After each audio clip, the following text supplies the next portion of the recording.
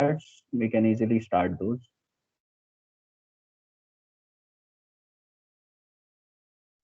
ठीक है, तो आज जो हमारा टॉपिक रहेगा स्टूडेंट्स वो है प्रिंसिपल्स ऑफ मैनेजमेंट। ठीक है, तो मैं आपको स्लाइड से ही करा रहा हूँ। ये वाला टॉपिक है हमारा प्रिंसिपल्स ऑफ मैनेजमेंट। आप देखेंगे स्क्रीन पे आ जाएगा आपके आगे है। तो ये वाला topic today we are going to start. ठीक है, ये यूनिट नंबर 2 है, बहुत इंपॉर्टेंट टॉपिक है। ठीक है, आप देखेंगे, आई होप सबको दिख रहा है ये।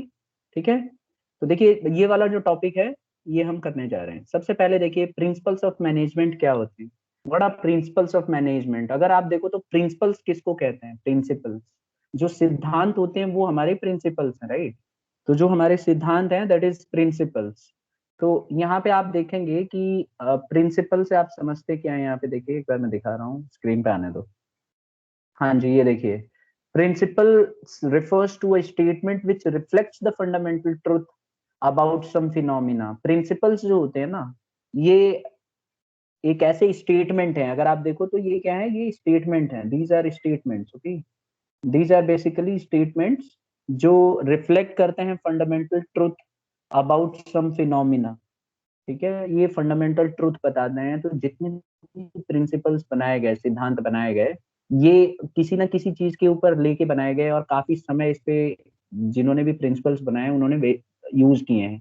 अब देखो नीचे देखिए, management principles are derived on the basis of observation and analysis of events. Management के जो प्रिंसिपल्स हैं इनको डिराइव करने के लिए ऑब्जर्वेशन की गई। यानी कि जो इनके प्रिंसिपल्स देने वाले लोग हैं, दो लोगों ने प्रिंसिपल्स दिए हैं जो हमारे सिलेबस में है। एक तो हेनरी फ्योल और एक है F.W. टेलर। तो हम लोग बात करते हैं पहले हेनरी फ्योल की। तो उन्होंने बहुत ज्यादा ऑब्जर्वेशन किया, वो कंपनी में काम करते रहे, माइनिंग कंपनी में। और उन्होंने ऑब्जर्वेशन किया और तब जाके ये प्रिंसिपल उन्होंने दिए, 14 प्रिंसिपल्स जो हम आगे डिस्कस करेंगे। तो हमें ये समझ में आया कि जो मैनेजमेंट के प्रिंसिपल्स हैं ये ऑब्जर्वेशन करके, प्रॉपर तरीके से एनालाइज करके, इनको बहुत ज्यादा अच्छे से एनालाइज किया गया और तब जाके इनको लाया गया। तो एक्चुअली में ये आए ऐसे कि बहुत प्रैक्टिस करने के बाद दिस हैव अराइव्ड। तो बहुत प्रैक्टिस करनी पड़ी इसके लिए। तो अगर आपसे पूछा जाता है सीधा सा कि what do you mean by principles of management, तो it is a, first of all आप बोलेंगे कि ये एक स्टेटमेंट है जो फंडामेंटल ट्रूथ को बताता है। फिर आप बोलेंगे कि इसको डिराइव किया गया on the basis of observation and analysis, और इसके इवेंट्स जो हैं एक्चुअल प्रैक्टिस में यूज किए गए हैं, ओके। फिर आ जाता है प्रिंसिपल्स ऑफ मैनेजमेंट। कई लोगों ने इसकी डेफिनेशन दी है, आप देखिए स्क्रीन पे आ रहा है। प्रिंसिपल्स ऑफ मैनेजमेंट की कई लोगों ने डेफिनेशन दी है, इसमें से एक है H.G. हिक्स।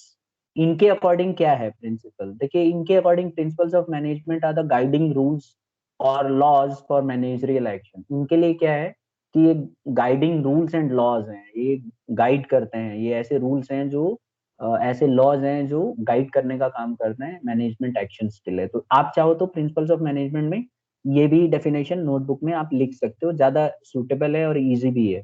ठीक है, नेक्स्ट आ जाता है, अब हम पढ़ेंगे इसके नेचर। तो अभी तक हमने क्या पढ़ा कि प्रिंसिपल्स ऑफ मैनेजमेंट जो है ना, ये एक स्टेटमेंट है जो रिफ्लेक्ट करते हैं फंडामेंटल ट्रुथ को। ठीक है, किसी भी फिनोमिना, किसी भी सब्जेक्ट के ऊपर। और मैनेजमेंट प्रिंसिपल्स डिराइव किए गए हैं on the basis of observation. इनको ऑब्जर्वेशन और एनालिसिस करके लाया गया है और एक्चुअल में इनको प्रैक्टिस किया जाता है। आज की daily day to day life में अगर आप देखो तो हम लोग इनको प्रैक्टिस करते हैं। जैसे कि डिवीजन ऑफ वर्क, सबको अपना अपना काम बांटा हुआ है। अब जैसे सपोज करो मेरा अपना काम बांटा हुआ है, मैं अकाउंट्स और बिजनेस आपको पढ़ा रहा हूँ, तो मेरा काम बांटा हुआ है, तो मैं इसमें ज्यादा अच्छा स्पेशलाइजेशन कर सकता हूँ और अच्छा क्वालिटी दे सकता हूँ। अगर सपोज करो सारे सब्जेक्ट्स नहीं पढ़ा रहा होता तो उतना अच्छा कंफर्टेबल फील नहीं करता। तो यही चीज इसमें बताया गया है कि प्रिंसिपल्स जो बनाया जाता है ना रियल लाइफ टाइम में, उनको एनालाइज करके कराया जाता है। दूसरा, हमने इसके डेफिनेशन पढ़ा कि H.G. हिक्स जो थे, इन्होंने डेफिनेशन दिया है कि प्रिंसिपल्स ऑफ मैनेजमेंट जो है गाइड करते हैं, रूल्स हैं और लॉज हैं मैनेजरियल एक्शन के लिए। अब हम पढ़ने जा रहे हैं कि इनके फीचर्स क्या है, नेचर क्या है, मैनेजमेंट प्रिंसिपल्स के क्या क्या फीचर्स हैं। तो देखिए, सबसे पहला फीचर इसका यूनिवर्सल एप्लीकेबिलिटी। माना गया है कि मैनेजमेंट प्रिंसिपल्स जो हैं हैव यूनिवर्सल एप्लीकेशन। ये यूनिवर्सली एप्लीकेशन इनका होता है। यानी यूनिवर्सल एप्लीकेशन का मतलब है कि इनको पूरी दुनिया में माना जाता है, in all types of organisation and in all places. हर तरह के ऑर्गेनाइजेशन में और हर तरह के प्लेस पे इनको माना गया है। अब ये आप देखिए कैसे, हर तरह के ऑर्गेनाइजेशन में कैसे, जैसे अगर आप देखो पुलिस फोर्स, क्या पुलिस फोर्स के अंदर मैनेजमेंट प्रिंसिपल्स को फॉलो किया जाता है? कौन बता रहे हैं? बोलिए स्टूडेंट्स। Yes sir. कैसे बेटा? सर क्योंकि हर स्टेट में एक पुलिस, मतलब हर स्टेट में पुलिस की ब्रांच है, मतलब हर स्टेट या सिटी में पुलिस की ब्रांच है, यानी कि उसे हर जगह अप्लाई किया गया है। ठीक है, मतलब इसमें भी देखो प्रिंसिपल्स हैं, जब हम प्रिंसिपल्स पढ़ेंगे तो ज्यादा अच्छे से बता जाएंगे, लेकिन बस एक चीज समझो कि जो डिवीजन ऑफ वर्क है, एक प्रिंसिपल कहता है कि डिवीजन ऑफ वर्क होना चाहिए, काम सब में बंटना चाहिए। तो आप देखेंगे इस पुलिस फोर्स के अंदर सबको अपना काम बांटा गया है। ठीक है, कोई इंस्पेक्टर है तो कोई सिपाही है, और इसी तरह से अलग अलग पोस्ट दी गई है, और सबको अलग अलग सैलरी मिलती है, सबकी अलग अलग रेस्पॉन्सिबिलिटी है। तो ये प्रिंसिपल्स को फॉलो करते हैं, और प्रिंसिपल्स जैसे जैसे हम पढ़ेंगे मैं उससे रिलेट करके बताऊंगा। जैसे स्पोर्ट्स क्लब है, तो स्पोर्ट्स क्लब के अंदर भी आप देखोगे जितने भी स्पोर्ट्स के क्लब्स होते हैं, सबके अंदर डिवीजन ऑफ वर्क है। जैसे मैं अगर फुटबॉल का एग्जांपल लूं, तो फुटबॉल के अंदर वेन एवर प्लेयर प्लेज, मतलब अगर आप देखते हो फुटबॉल, तो आपको पता होगा एक मतलब सबके अपने अपने साइड दी जाती है कि आप फ्रंट में खेलोगे, आप डिफेंसिव खेलोगे, आप गोलकीपर रहोगे। तो गोलकीपर आप कभी ऐसे नहीं देखेंगे कि जाके गोल करके आए, ठीक है ना, मतलब बहुत रेयर आप देखेंगे, वो भी सिचुएशन ऐसी आ जाती है तो होता है, एक बार वर्ल्ड कप में ऐसा हुआ। अदरवाइज जनरली आप देखेंगे कि गोलकीपर अपने गोल पोस्ट को ही कवर करके रखता है, and he doesn't move from that post because somebody can have a goal on that. तो इसीलिए उसको बचाने के लिए ही नो दैट कि उसकी क्या पोजीशन है। इसी तरह से जो आगे खेलते हैं, फ्रंट में खेलते हैं, उनको भी पोस्ट पता है अपनी कि कहाँ रहना है। तो यहाँ पे आप देखेंगे डिवीजन ऑफ वर्क एप्लीकेबल है। तो इसीलिए इसको कहा जाता है कि मैनेजमेंट के जो प्रिंसिपल्स है ना, ये यूनिवर्सली एप्लीकेबल हैं, और हर तरह के ऑर्गेनाइजेशन में और हर जगह है। चाहे देखो स्कूल हो, स्कूल में भी डिवीजन ऑफ वर्क है, हॉस्पिटल है, वहां पे भी डिवीजन ऑफ वर्क है। क्योंकि देखो जो हार्ट के पेशेंट स्पेशलिस्ट होते हैं वो हार्ट का ऑपरेशन करते हैं, जो डॉक्टर्स स्टमक के स्पेशलिस्ट हैं वो स्टमक का करेंगे, ठीक है, जो न्यूरोलॉजिस्ट हैं वो दिमाग का करेंगे। तो आप अगर देखो तो वहां पे भी डिवीजन ऑफ वर्क है। और इसी तरह से फैमिली के अंदर भी, मतलब प्लेस अगर हम देखें तो फैमिली के अंदर भी डिवीजन ऑफ वर्क है। सबका अपना अपना काम बटा हुआ है ना। ऐसा थोड़ी ना है कि आप लोग अभी पढ़ने की जगह अपने मम्मी पापा को बिठा दो, बोलो कि आप पढ़ लेना, अभी हम थोड़ा आपका, मतलब गर्ल्स बोलेंगी ठीक है मम्मी आप पढ़ लो और मैं जाके खाना बना लेता हूँ। It's not like that. हमारा डिवीजन ऑफ वर्क है और हर जगह applicable, be a family, be it a sports club और अ पुलिस फोर्स और say any type of organisation, everywhere principles of management are applicable. Hence we can say that कि ये पहला इसका नेचर यही है कि ये एप्लीकेबल है हर जगह। दूसरा है जनरल गाइडलाइन। देखिए स्टूडेंट्स, माना जाता है कि जो मैनेजमेंट के प्रिंसिपल्स बनाए गए, सिद्धांत बनाए गए, ये बहुत ही ज्यादा एक्सपीरियंस और मतलब एक तरह से इनको ना एक्सपीरियंस के थ्रू बनाया गया है, derived from experience and analysis. तो इसको काफी एक्सपीरियंस और काफी एनालाइज करके बनाया गया। और ये सिर्फ एक स्टेटमेंट नहीं है, ये एक तरह से आपको गाइड करता है। जब कोई भी आप काम करते हो तो प्रिंसिपल्स ऑफ मैनेजमेंट आपको ना दिशा दिखाता है कि आपको ऐसे करना है, ऐसे करना है। आप अगर करना चाहते हो तो करो, नहीं करना चाहते हो तो मत करो, लेकिन ये प्रिंसिपल्स जो हैं ये आपको गाइड करते हैं। तो इसीलिए इसका एक नेचर ये है कि it generally guides. Okay, it it ये ऐसा नहीं है कि आपके ऊपर थोप देगा कि नहीं आप ऐसे ही फॉलो करो। जैसे डिवीजन ऑफ वर्क में बोला है कि काम को बांट दो, तो यहाँ पे काम को बांट दो, लेकिन आपकी मर्जी है। अगर आपको लगता है कि ऑर्गेनाइजेशन में काम को बांटने की जरूरत नहीं है तो काम को मत बांटो, ठीक है। तो इसीलिए आपको काम को बांटने की बिल्कुल भी जरूरत नहीं है। तो डिपेंड करता है, बट माना जाता है कि अगर हम काम को बांट देंगे तो हमारे अंदर स्पेशलाइजेशन आ जाएगा, हम ज्यादा अच्छा करेंगे एज कम्पेयर टू अदर। तो यही इसकी खास बात है बेटा कि अगर आप काम को बांट देते हो ना, तो you will feel very much comfortable on that. तो ये हो गया एक। तीसरा आ जाता है हमारा, यहाँ पे देखिए, form by practice and experimentation. तो तीसरा आ जाएगा कि हम लोग ना इसको एक्सपेरिमेंटेशन और प्रैक्टिस के थ्रू लाते हैं। जितने भी मैनेजमेंट के प्रिंसिपल्स हैं, इनको हम एक्सपेरिमेंट के थ्रू लाए, ऐसे नहीं है कि हम सडनली सुबह उठ के ले आए। तो मैनेजमेंट के प्रिंसिपल जो है form by practice and experimentation of previous managers. Basically होता क्या है कि जो पुराने वाले मैनेजर्स होते हैं, कई बार वो जब काम कर रहे होते हैं ना, तो कई बार उनको सिचुएशन इस तरह की आ जाती है कि वहां से वो नया चीज सीख लेते हैं। तो वही वाला कैरी फॉरवर्ड हो जाता है। जो नया मैनेजर आता है उसको वो लोग गाइड करते हैं कि look, I have faced such type of problems in working in this organisation, and whenever there is such type of situation, you can perform such type of activity। तो वो समझ जाता है कि अच्छा हाँ ठीक है।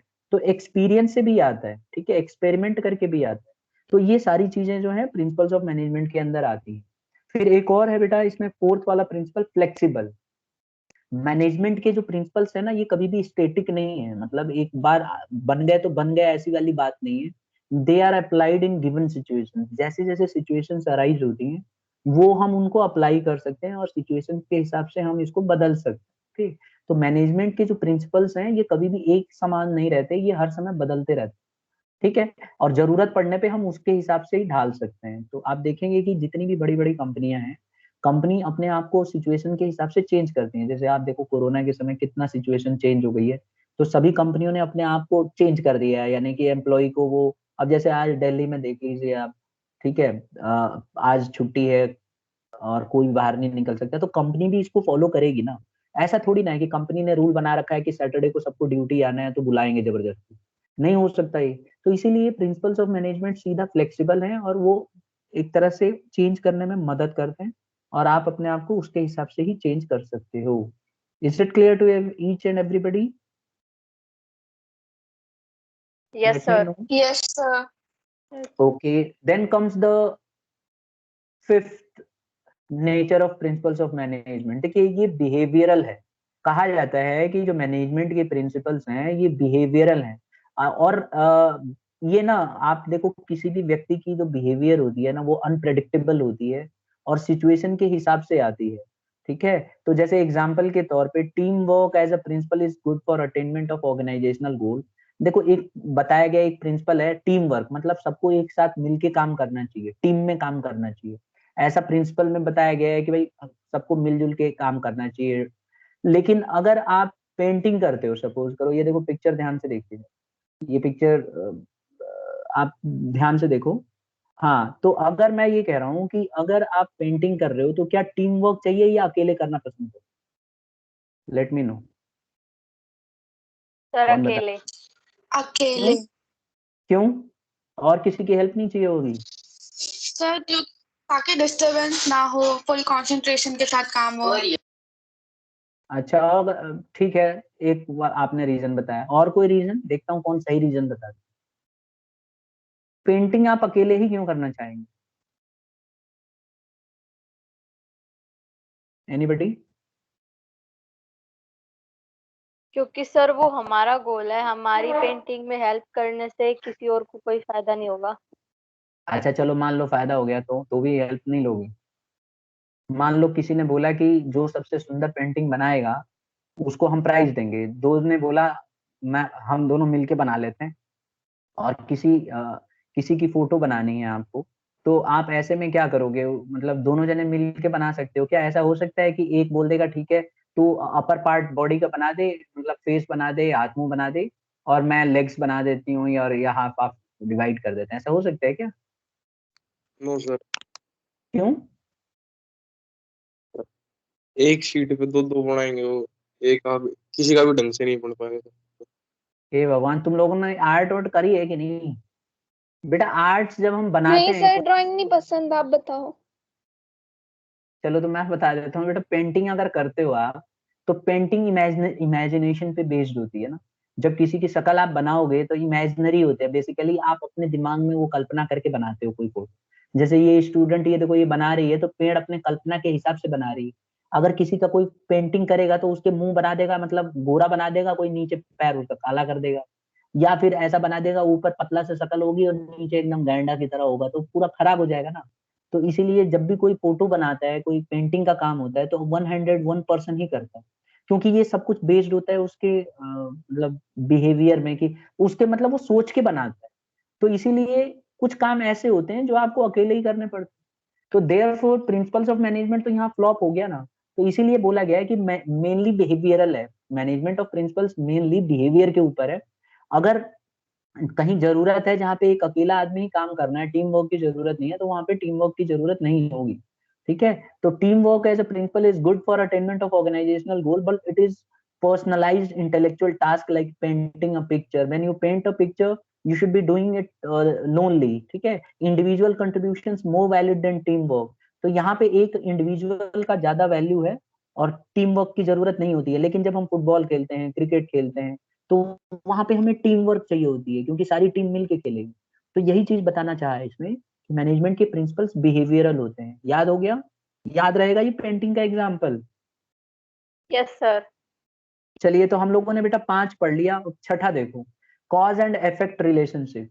देखिए ये 6th प्रिंसिपल है, इसमें बताया गया है कि मैनेजमेंट के principle cause and effect relationship के बेसिस पे बनते हैं।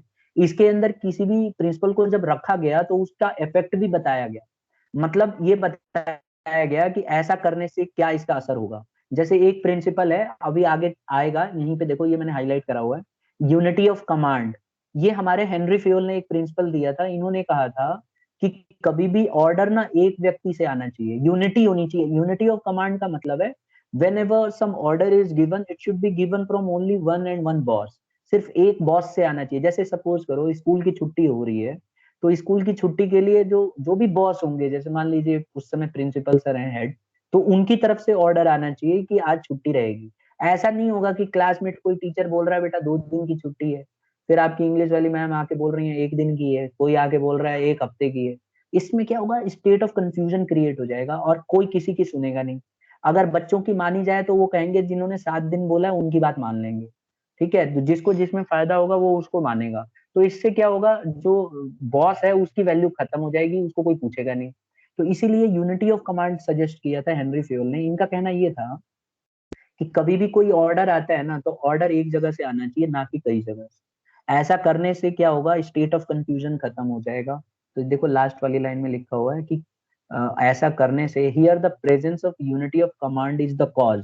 यूनिटी ऑफ कमांड कॉज है, ठीक है, एंड अवॉइडेंस ऑफ कंफ्यूजन इसका इफेक्ट है। तो इसका कॉज क्या है, यूनिटी ऑफ कमांड, और इफेक्ट क्या है, कंफ्यूजन खत्म हो जाना। तो समझ में आया? तो जो भी प्रिंसिपल्स बनाए गए ना, उनका कॉज भी है और उनका इफेक्ट भी है। ऐसा करने से ऐसा होगा, ऐसा नहीं करने से ऐसा होगा, ये सब कुछ बताया गया है। और रियल लाइफ में ऐसा ही होता है। अगर आप कमांड ऑर्डर एक जगह से नहीं आएगा तो फिर कोई किसी की मानेगा नहीं। जैसे सपोज करो आज का ऑर्डर, आज की जो छुट्टी हुई है आपकी, वीकडे हॉलीडे जो गवर्नमेंट ने अनाउंस किया है, किसकी तरफ से ऑर्डर आया था बेटा? Let me know. Sir Arvind sir Arvind Kejriwal Kejriwal. अच्छा, कल ऐसा तो नहीं है ना कि किसी और ने ऑर्डर दे दिया, तो वो हेड है, तो वहां से आया, तो यूनिटी ऑफ कमांड को फॉलो किया गया, ठीक है? जो सबसे सुप्रीम है उसकी तरफ से ऑर्डर आए और सबको बता दिया गया, तो अब इसको फॉलो किया जाए। अच्छा इमेजिन करो अगर ऑर्डर 4-5 जगह से आता, एक कहते कि 2 दिन की छुट्टी है, एक कहते कि 1 हफ्ते की है, और एक कह देते कि देखेंगे अभी फिलहाल 3 दिन की है, बाद में देख लेंगे। तो आपको नहीं लगता है कि कंफ्यूजन हो जाता उस समय आपके मन में भी? Am yes I sir. Clear? तो यस इसीलिए सर। बेटा रियल लाइफ में देखो तो हर जगह एप्लीकेबल है प्रिंसिपल। तो अब हम प्रिंसिपल्स जब पढ़ेंगे ना, 14 प्रिंसिपल्स हेनरी फ्योल के, तो उनको हम लोग मिक्स करके समझेंगे कि कैसे रियल लाइफ में ये लोग, मतलब ये जो प्रिंसिपल्स हैं ये अप्लाई हो रहे हैं। तो 6 principles we have learn. Now this is the 7th principle. ये कहता है, नेचर ऑफ प्रिंसिपल में बताया गया है, ये प्रिंसिपल नहीं है, ये नेचर है प्रिंसिपल का। इसमें कहा गया कंटिंजेंट। देखो कंटिंजेंट का मतलब होता है सिचुएशन के अराइज होने पे, आपने अकाउंट्स में पढ़ा हुआ है। तो management principles are to be applied in accordance with the situation and organisational requirements, then only it will be successful. कहा गया है कि जितने भी मैनेजमेंट के प्रिंसिपल्स हैं ये कंटिंजेंट होते हैं, सिचुएशन टू सिचुएशन वैरी कर सकते हैं, ठीक है? और सिचुएशन के हिसाब से हम इनको चेंज कर सकते हैं। सपोज करो यूनिटी ऑफ कमांड, सबसे हेड की तरफ से ऑर्डर आना चाहिए, लेकिन कभी कभी जरूरत पड़ने पे जरूरी नहीं है कि हेड से ही ऑर्डर आए। क्या पता हेड एकदम तबीयत खराब है और मतलब कोई भी पर्सन जो अथराइज्ड है ऑर्डर देने के लिए, सपोज करो वो एडमिट है हॉस्पिटल और या कोमा में चला गया, तो क्या उसका कोमा से उठने का इंतजार करेंगे, या फिर ऑर्डर की जरूरत है तो हम किसी और से ऑर्डर दिलवाएंगे जो उसके नीचे वाली पोस्ट पे है? बताइए स्टूडेंट्स। जो तो उससे नीचे वाली पोस्ट पे होगा उससे ऑर्डर दिलवाएंगे। ओके, तो इसका मतलब कंटीजेंट हो गया, यानी कि सिचुएशन टू सिचुएशन वेरी कर सकता है। Am I clear? तो सिचुएशन के हिसाब से ये वेरी कर सकता है, ठीक है? किसी को कोई डाउट है तो हैंड्स रेज कीजिए बेटा, एनीबॉडी?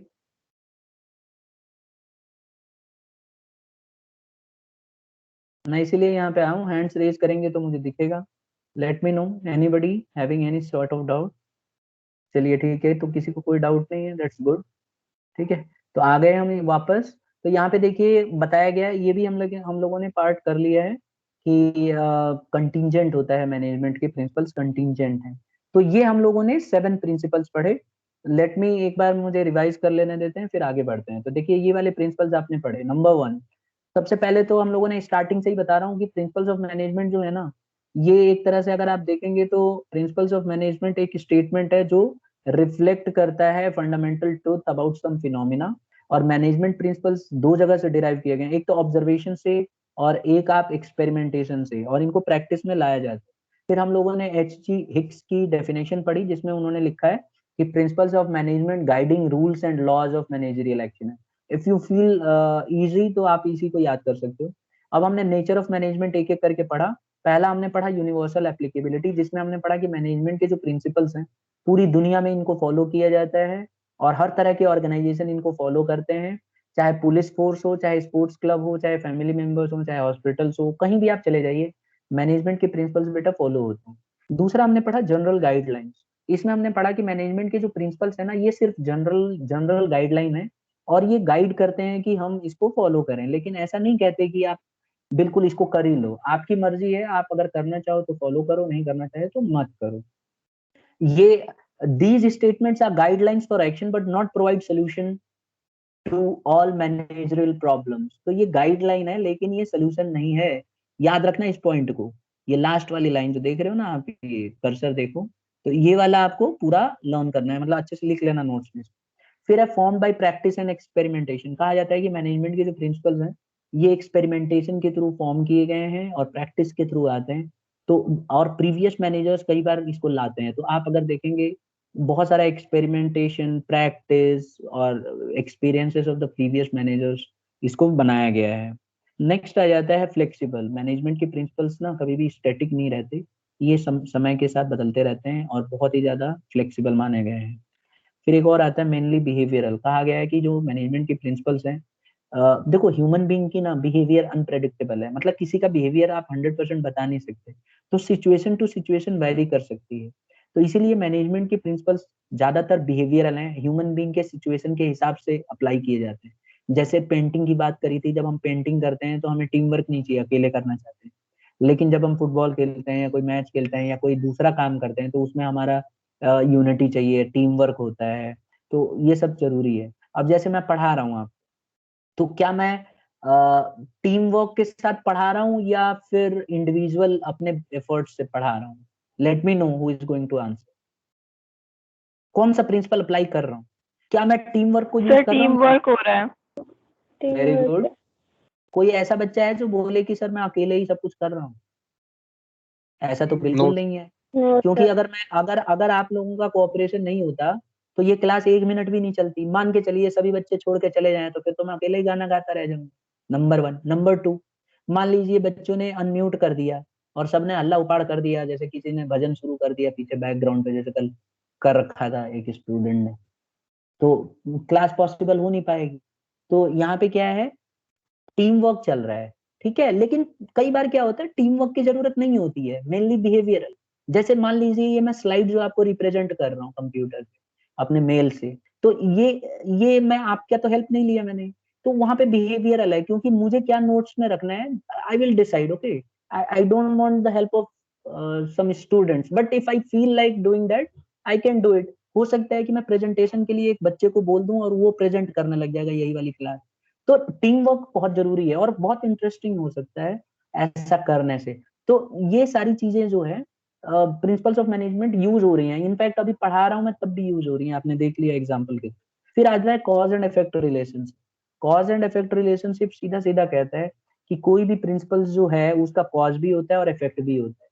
और एक एग्जाम्पल के थ्रू मैंने समझाया कि एक यूनिटी ऑफ कमांड है जिसमें बोला गया है फ्योल के द्वारा कि ऑर्डर एक ही जगह से आना चाहिए, सिंगल बॉस से। तो ये क्या है, हमारा कॉज है, जो प्रिंसिपल है ये हमारा कॉज है। और इसका इफेक्ट क्या होगा कि अगर कोई इसको फॉलो करेगा तो कंफ्यूजन नहीं होगा, और अगर कोई ऑर्गेनाइजेशन, कोई संस्था इसको फॉलो नहीं करेगी तो उसको बहुत ज्यादा कंफ्यूजन होने वाला है। तो this is what principles of management is. Next आ जाता है, हमने पढ़ा था 7th लास्ट वन, कंटीजेंट। हमने पढ़ा था कि मैनेजमेंट के जो प्रिंसिपल्स है ना, सिचुएशन के अकॉर्डिंग आते जाते रहते हैं, जैसे सिचुएशन होगी उसी हिसाब से हम प्रिंसिपल्स ऑफ मैनेजमेंट को फॉलो करते हैं। ठीक है। अगर सिचुएशन इस तरह की है, जैसे मैंने यूनिटी ऑफ कमांड बोला कि ऑर्डर एक ही जगह से आना है, अब मान लीजिए कि कोई बीमार है, कोई तबीयत खराब है और हेड ऑफ डिपार्टमेंट या उसकी डेथ हो गई, तो क्या हम बैठे रहेंगे हाथ पे हाथ धर के? नहीं। तो इसीलिए आप देखोगे ऐसी सिचुएशन बांटी गई है, ठीक है। तो इस तरह से काम डिस्ट्रीब्यूट हो जाता है। तो these are the 7 principles which we have discussed, ठीक है। अब नेक्स्ट हम आगे बढ़ जाते हैं। किसी बच्चे को इन सातों में कोई प्रॉब्लम है तो he can ask me, I am waiting for that. Anybody, you can raise your hands also। हाँ, शुभम यादव ने हैंड रेज किया है। लेट मी नो, क्या प्रॉब्लम है बेटा? कौन सा समझ में नहीं आया? सर फ्लेक्सिबल फ्लेक्सिबल और कंटिजेंट में एक डिफरेंस बता दो। देखो बेटा, ये जो फ्लेक्सिबल वाला है ना हमारा, फ्लेक्सिबल में प्रिंसिपल ऑफ मैनेजमेंट का एक नेचर है, एक कैरेक्टरिस्टिक है कि मैनेजमेंट के जितने भी प्रिंसिपल्स बनाए ना, समय के साथ आप इनको बदल सकते हो। फ्लेक्सिबल है, यू कैन ऑलवेज चेंज। अगर आपको लगता है कि कभी जरूरत पड़ी कि नहीं इसको हमें फॉलो नहीं करना है, तो बेशक आप फॉलो मत करो। इसी का मतलब है फ्लेक्सिबल। और कंटिंजेंट का मतलब होता है कि जो आप प्रिंसिपल्स फॉलो कर रहे हो सकता है कि आप पहले यूनिटी ऑफ कमांड फॉलो कर रहे थे, ऑर्डर एक ही जगह से आ रहा था, लेकिन अगर कभी ऐसा जरूरत पड़ती है जहां आपको लगता है कि 2 जगह से ऑर्डर आने चाहिए, तो आप जरूरत के अनुसार अपने 2 जगह से वो ऑर्डर दिलवा सकते हो। यानी सिचुएशन के हिसाब से अपने आप को बदल सकते हो। Now am I clear to you? दोनों में जरा सा यस कहीं, सर। ठीक है। और कोई बच्चा? नहीं। तो वी कैन मूव फॉरवर्ड, ठीक है। अब हम क्या पढ़ेंगे, इसकी इंपॉर्टेंस पढ़ेंगे स्टूडेंट्स, की सिग्निफिकेंस क्या है, मैनेजमेंट प्रिंसिपल्स के इंपॉर्टेंस क्या है। देखिए, जितने भी मैनेजमेंट के प्रिंसिपल्स है ना, इनकी बहुत ज्यादा इंपॉर्टेंस है। आज की डेट में अगर आप देखो तो प्रिंसिपल्स ऑफ मैनेजमेंट पूरी दुनिया में यूज होते हैं, तो इसीलिए इनकी इंपॉर्टेंस बहुत ज्यादा है। क्या है इंपॉर्टेंस? पहली इंपॉर्टेंस ये है कि they provide managers with useful insight into reality. ये क्या करते हैं, मैनेजर को ना रियलिटी प्रोवाइड करते हैं, इंसाइट नॉलेज देते हैं। इंसाइट आप कहेंगे सर इंसाइट नॉलेज क्या है? तो देखो मैं इसको समझाता हूँ। इसको ऐसे समझते हैं कि जैसे मान लीजिए आप 12th क्लास पास आउट हो जाते हो और फिर आप मैनेजमेंट के लाइन में जाना चाहते हो। सपोज करो कई अपनी क्लास के बच्चे सीएस बनना चाहते हैं, कंपनी सेक्रेटरी, कुछ बड़ी बड़ी कंपनियों में मैनेजमेंट मैनेजर्स बनना चाहते हैं। तो ऐसे में आपको कोर्सेज करने पड़ेंगे, मैनेजमेंट के कोर्स करने पड़ेंगे, उसके एग्जाम्स होते हैं। तो you will have to sit for that exam. जब आप एग्जाम में बैठेंगे और क्वालिफाई हो गए, आपको कॉलेज मिल गया, तो कॉलेज के अंदर आपको बहुत सारे बुक्स में से पढ़ाया जाएगा, नॉलेज दी जाएगी, ठीक है।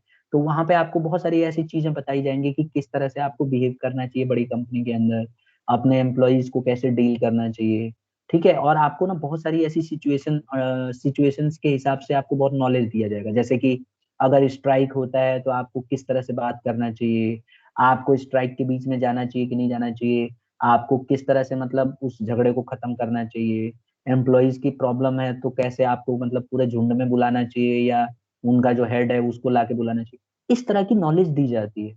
तो जब इस तरह की नॉलेज आपको दी जाती है ना, तो आपको बहुत सारी इंसाइट मिल जाती है, मतलब अंदर का ज्ञान मिल जाता है। कि जैसे मैं एक एग्जांपल बताता हूँ कि जैसे मान लो आपको ये सिखाया जाएगा कि जब भी कोई कंपनी में स्ट्राइक होती है तो मैनेजर को ना पर्सनली जाके फेस टू फेस इंटरेक्शन नहीं करना चाहिए, कोशिश करना चाहिए कि जो उनके यूनियन है, ट्रेड यूनियन है, उनसे बुला के मीटिंग करके बात की जाए। क्योंकि होता क्या है बेसिकली, अगर आप मान लो ऐसे ही चले गए तो उस समय वर्कर्स नाराज होते हैं, खास करके इंडिया में अगर स्ट्राइक चल रही होगी। तो अगर वहां के वर्कर्स के बीच में आप चले गए तो हो सकता है दंगे फैल जाएं, कोई मार पीट दे, तो क्या रह जाएगी, आपकी कोई वैल्यू नहीं रहेगी। और फिर वहां पे आप कोई चीज को ना मतलब कोई डिसीजन भी नहीं ले पाओगे, क्योंकि वहां पे हु हल्ला ज्यादा होगा। तो ज्यादा बेटर यही है कि उनके लीडर को बुलाया जाए ऑन द टेबल और उनसे डिस्कस किया जाए कि आप बताइए क्या क्या चाहते हैं आप लोग, क्या प्रॉब्लम है आपको, और फिर उसके हिसाब से आप अपने हिसाब से एडजस्ट करो और उनकी प्रॉब्लम्स को सॉल्व करने की कोशिश करो। तो इस तरह की आपको नॉलेज दी जाएगी। तो देखो अभी मैंने आपको जो बताया ये पढ़ाया जाएगा। तो आप भी जब अगली बार जब कभी मैनेजर बनोगे और आपकी कंपनी में इस तरह की प्रॉब्लम्स क्रिएट होंगी, तो you will be aware of all those things कि how to deal with that. Therefore it provides insight knowledge और इंसाइट इनटू रियलिटी, कि रियल में आपको कैसे बिहेव करना है, ये आपको मैनेजमेंट के प्रिंसिपल सिखाते हैं जब हम आप किताबों में पढ़ते हैं, मैनेजमेंट के अच्छे अच्छे कॉलेजेस में पढ़ाई करते हैं। I hope I am clear to everybody. Yes sir. Am I clear? ठीक है। तो यस इससे सर। याद रखना बेटा कि मैनेजमेंट का प्रिंसिपल्स का पहला इंपॉर्टेंस यही है कि ये ना नॉलेज प्रोवाइड करता है, इंसाइट्स देता है, इंसाइट इनटू रियलिटी प्रोवाइड करता है। ठीक है, दूसरे पे हम आ जाते हैं। दूसरा है ऑप्टिमम यूटिलाइजेशन ऑफ रिसोर्सेज। देखो कहा गया है कि मैनेजमेंट के अंदर ऑप्टिमम यूटिलाइजेशन ऑफ रिसोर्सेज होता है, यानी कि रिसोर्सेज का एकदम सही इस्तेमाल किया जाता है। चाहे वो, अब रिसोर्सेज देखो क्या क्या है, आपने इकोनॉमिक्स में पढ़ा होगा कि मैनेजमेंट मतलब ऑर्गेनाइजेशन में बहुत सारे रिसोर्स होते हैं, जैसे टाइम मनी, टाइम हो गया, मनी हो गई, मटेरियल हो गया, ह्यूमन एफर्ट्स हो गए, इन सबको हमें यूज करना आना चाहिए। तो मैन एंड मटेरियल कहा जाता है। तो ये हमारे पास दो रिसोर्सेज बहुत इंपॉर्टेंट रिसोर्सेज, मैन और मटेरियल। तो ह्यूमन बीइंग, एम्प्लॉइज बहुत सारे काम कर रहे होते हैं ऑर्गेनाइजेशन में। तो अगर आप प्रिंसिपल्स ऑफ मैनेजमेंट को अच्छे से फॉलो करोगे ना, तो जितने भी ह्यूमन बीइंग हैं उनको आप अच्छे से इस्तेमाल कर पाओगे। यानी कि उनका जो है, जो आपके पास ह्यूमन बीइंग के नाम पे रिसोर्सेज अवेलेबल हैं एम्प्लॉइज के तौर पे, you will be able to utilise them properly. Okay, this will help you to use them proper. तो ये आपके लिए बहुत ही एक यूजफुल रहने वाला है तरीका। ठीक है, this fact can be seen in the principles of division of work. जब आप डिवीजन ऑफ वर्क देते हैं, काम बांट देते हैं सब में, तो ये चीज साफ साफ दिखाई देती है कि अगर आप काम को बांट देंगे ना, तो उस काम को आसानी से किया जा सकता है। जैसे आप देख सकते हैं कि अब जैसे यहाँ पे देखिए सबके काम बटे हुए हैं, तो सब अपना अपना काम कर रहे हैं। इमेजिन करो घर बन रहा है, ठीक है, तो घर बनता है तो आपने देखा होगा ना, सबका अपना अपना काम बटा होता है। जैसे मिस्त्री जो है वो दीवार बना रहा होता है, और जो लेबर हैं वो ब्रिक्स वगैरह उसको देते हैं, सीमेंट पहुंचाते हैं। तो काम सबका बंटा हुआ है, और आप अपने रिसोर्सेज का अच्छे से इस्तेमाल करते हैं। अगर प्रिंसिपल्स का अच्छे से इस्तेमाल होगा, प्रिंसिपल्स ऑफ मैनेजमेंट का, तो हम जो भी हमारे पास सामान है, ह्यूमन बीइंग का तो हम इस्तेमाल करेंगे ही करेंगे, सामान का भी अच्छे से इस्तेमाल कर लेते हैं। जैसे आपने देखा होगा घर बनता है, तो अगर आपके पास मशीन है, तो उसके थ्रू आप पूरा सीमेंट अपने छत के ऊपर रखवा सकते हो खींच के। या एक आजकल और भी टेक्निक है, पाइप प्रेशर के थ्रू भेज देते हैं पाइप से। तो वहां पे बस उसमें पाइप लगा देते हैं और कंप्रेशर से छत तक वो सीमेंट पहुंचा देते हैं। बड़ी बड़ी जो बिल्डिंग्स बनती हैं उनमें ऐसे ही पहुंचाया जाता है। ठीक है, तो ये ऑप्टिमम यूटिलाइज, इसमें फिर आपको कम लोगों की जरूरत पड़ेगी, आपको ज्यादा लोगों की जरूरत पड़ेगी ही नहीं। अब ये बताओ, अगर मान लो 100 गज का घर बन रहा है, तो कितने वर्कर चाहिए होते हैं अगर मशीन ना हो तो? देखा होगा आपने, 10 15 8 10 तो छत पे खड़े हो जाते हैं, 3 4 नीचे वो मशीन पे काम कर रहे होते हैं, एक बार बार सीमेंट ला के डालता है, एक गिट्टी डालता है। तो इतना सारे लोग इन्वॉल्व हो जाते हैं। और अगर हम मशीन्स का सही से इस्तेमाल करें, तो आधे लोगों की छटनी हो जाएगी और कम लोगों का जरूरत पड़ेगी, और कम हमारे पास जो है, हमारा कम रिसोर्सेस में हम अच्छे से काम को कर पाएंगे। Am I clear to everybody? Yes yes sir. Sir. तो जो मैनेजमेंट, जो प्रिंसिपल्स ऑफ मैनेजमेंट है, ये मदद करता है यूटिलाइज करने में रिसोर्सेज का। इसकी वजह से हम रिसोर्सेज का एकदम अच्छे से इस्तेमाल कर सकते हैं। ठीक है, तो ये चीज है। नेक्स्ट आ जाता है बेटा हमारा साइंटिफिक डिसीजंस। अगर आप देखेंगे साइंटिफिक डिसीजंस में, हम मैनेजमेंट प्रिंसिपल्स जो हैं साइंटिफिक माने जाते हैं। क्यों साइंटिफिक माने जाते हैं? क्योंकि इनको जब लाया गया ना, तो प्रॉपर तरीके से इनको एक्सपेरिमेंट करके लाया गया। जितने भी मैनेजमेंट के प्रिंसिपल्स लाए गए हैं, उनको बकायदा यूज किया गया, पहले इनको फॉलो किया गया, तो देखा गया कि क्या ये सूटेबल है, क्या ये सही से चल पा रहे हैं।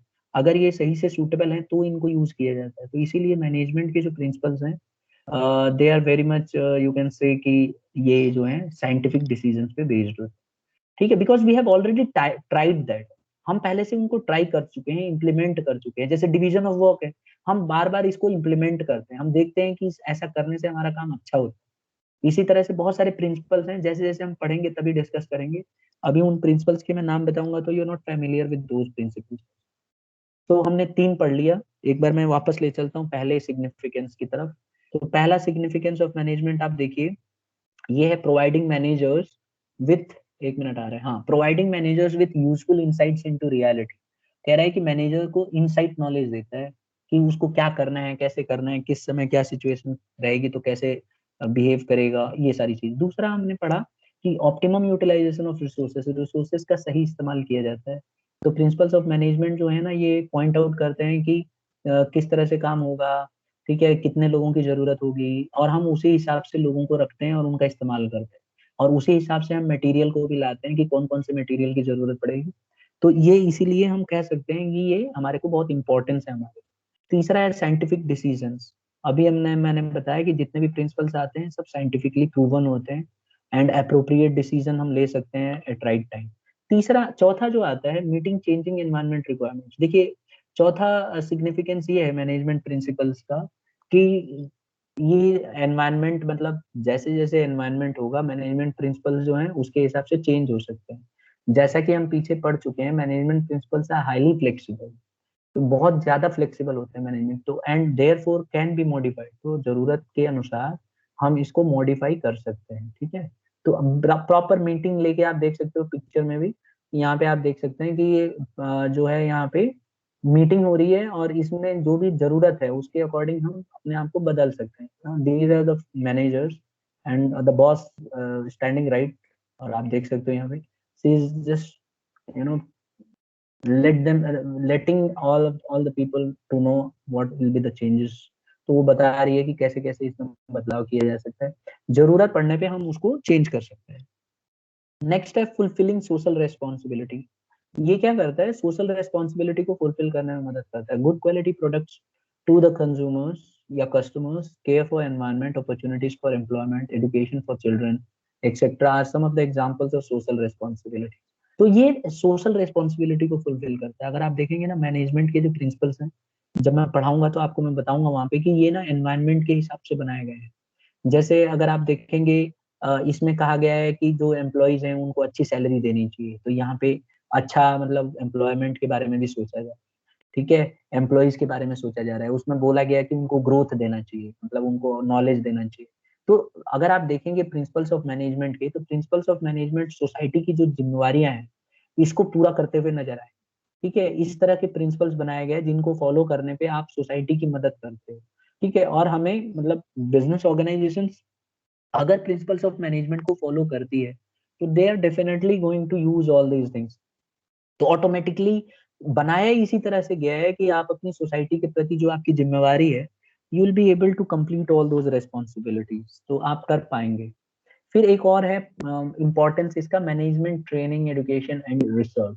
कहा गया है कि a well organised and systematic body of knowledge is essential for imparting training and education to managers for functioning efficiently। देखिए ये बोला गया है कि मैनेजमेंट के अंदर ना ट्रेनिंग भी दी जाती है, एजुकेशन भी दिया जाता है, रिसर्च भी किया जाता है। तो अगर आप देखेंगे प्रॉपर तरीके से जो मैनेजमेंट के प्रिंसिपल्स हैं, ये वेल ऑर्गेनाइज्ड और सिस्टमाइज्ड बॉडी ऑफ नॉलेज हैं जो लोगों को नॉलेज इम्पार्ट करते हैं, ट्रेनिंग देने का काम करते हैं, उनको एडुकेट किया जाता है। तो मैनेजमेंट प्रिंसिपल्स के अंदर स्पेसिफिकली बताया जाता है इस तरह की आपको ये सब चीजें करनी है। आप अगर बड़ी बड़ी कंपनियों में जाएंगे, अगर जॉब करते हैं आगे फ्यूचर में 100% I am very much sure कि कई बच्चे अपनी क्लास के जाएंगे अच्छी कंपनियों में, मल्टीनेशनल कंपनियों में। तो जब आप जाएंगे तो वहां पे आपको प्रॉपर ट्रेनिंग दी जाती है। ठीक है, मैनेजमेंट प्रिंसिपल्स में लिखा गया है कि आपको एम्प्लॉयज को प्रॉपर ट्रेनिंग देना चाहिए, क्योंकि माना जाता है कि अगर आप एम्प्लॉयज को अच्छे से ट्रेनिंग दोगे तभी तो जाके अच्छा काम करेंगे। अगर एम्प्लॉयज को, अगर मैनेजर को अच्छे से ट्रेन नहीं करोगे तो he will not be able to take good decisions। So it's very important for every manager to be trained, to be educated, to be have मतलब रिसर्च वगैरह होना चाहिए। तो उनको प्रॉपर मौका दिया जाता है ये सब करने के लिए, तो इसीलिए उनकी कैपेबिलिटी बढ़ती जाती है। आप देखेंगे मैनेजर्स जो वर्ल्ड में अगर आप देखें सबसे ज्यादा सैलरी उठाने वाले लोग मैनेजर्स ही होते हैं किसी भी जॉब में। इसीलिए मैनेजमेंट की अगर आप पार्ट बनते हो तो you will be taking lot of salary because you will have to have lot of thinking process over there. Company में अगर आप मैनेजर के तौर पे नियुक्त होते हैं, आप सेलेक्ट होते हैं, तो आपको बहुत सारे डिसीजंस लेने होंगे, 24/7 काम होता है। ठीक है, वर्क प्रोसेस चलता रहता है और आपको मतलब एक अच्छा लाइफ मिल जाती है, आपको एडुकेट किया जाता है, आपका ग्रोथ करने के लिए अलग अलग कंट्री में भेजा जाता है। कंपनी इनफैक्ट आप देख लीजिए जितनी भी बड़ी कंपनियां हैं ये अलग अलग देशों में भेजती हैं अपने एम्प्लॉयज को। किस लिए भेजती हैं? उनके ग्रोथ के लिए भेजती हैं, जिससे कि दूसरे देशों से जाके सीखें कि कैसे काम किया जाता है, कुछ नई चीज सीख के आए। आप देखोगे इंडिया के अंदर बहुत सारे जो कंपनियां हैं जानबूझ के अपने एम्प्लॉयज को जापान भेजती हैं। जापान में क्या होता है, वहां पे बहुत ज्यादा वर्क मतलब हार्ड वर्क करने वाले लोग होते हैं। हमारे इंडिया में हम लोग 6 आवर्स करके काम थक जाते हैं एंड वहाँ के लोग जो है 8 to 12 आवर्स काम करते हैं। तो they are very much hard working, वो बहुत ज्यादा हार्ड वर्किंग है। इंडिया में हम लोग नाराज होते हैं तो स्ट्राइक करते हैं, और पता है आपको जापान में लोग नाराज होते हैं तो स्ट्राइक नहीं करते।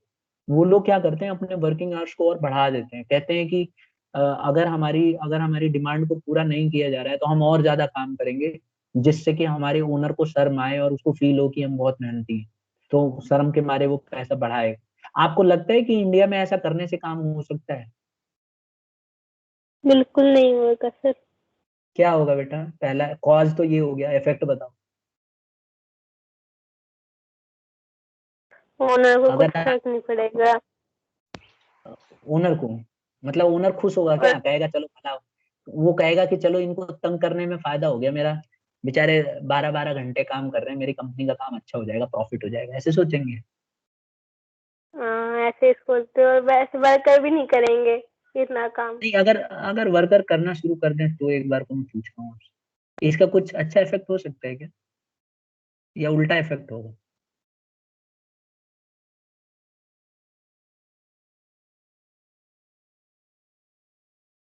Waiting for the answer.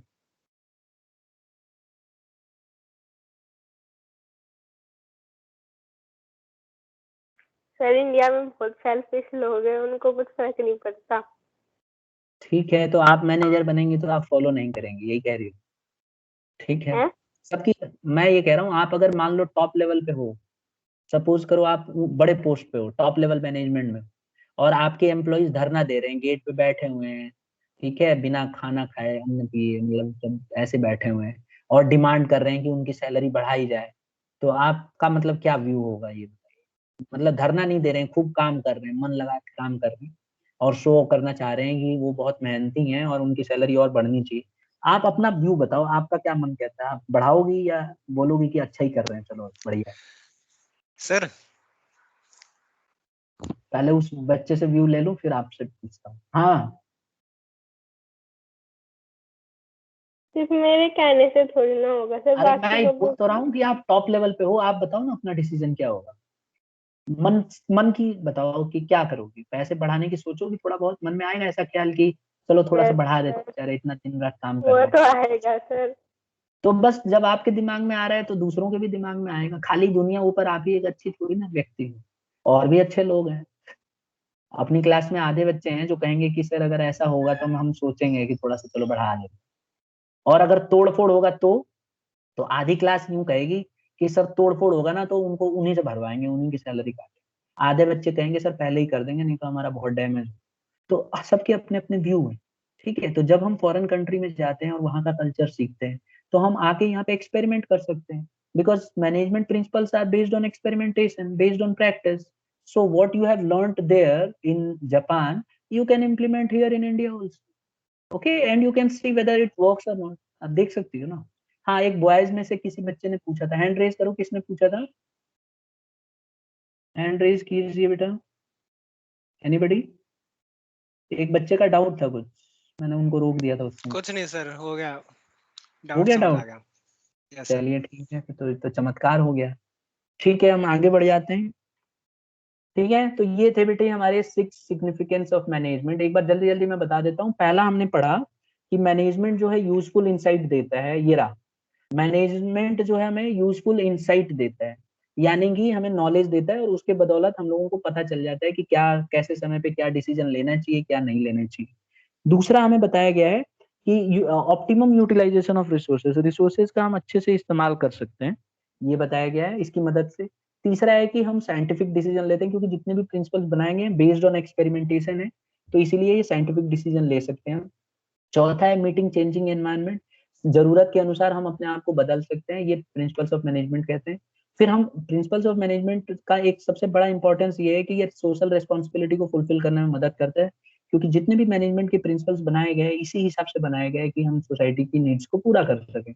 और मैनेजमेंट जो प्रिंसिपल्स ऑफ मैनेजमेंट है, ये सिग्निफिकेंस यानी इंपॉर्टेंस है, क्योंकि मैनेजमेंट ट्रेनिंग, एजुकेशन, रिसर्च, ये सब हमें देने का काम करता है। तो ये थे हमारे points, 6 points that we have already discussed.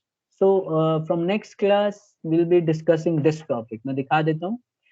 तो आज की तो क्लास यहीं खत्म होती है स्टूडेंट्स। नेक्स्ट वाली क्लास में हम लोग ये वाला पढ़ेंगे, Fayol's principles of management, okay.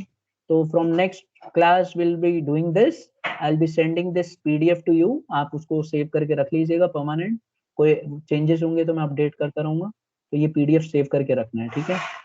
तो आज की क्लास में आप किसी को कुछ पूछना है, किसी बच्चे को, anybody anybody want to ask anything, he can easily ask me.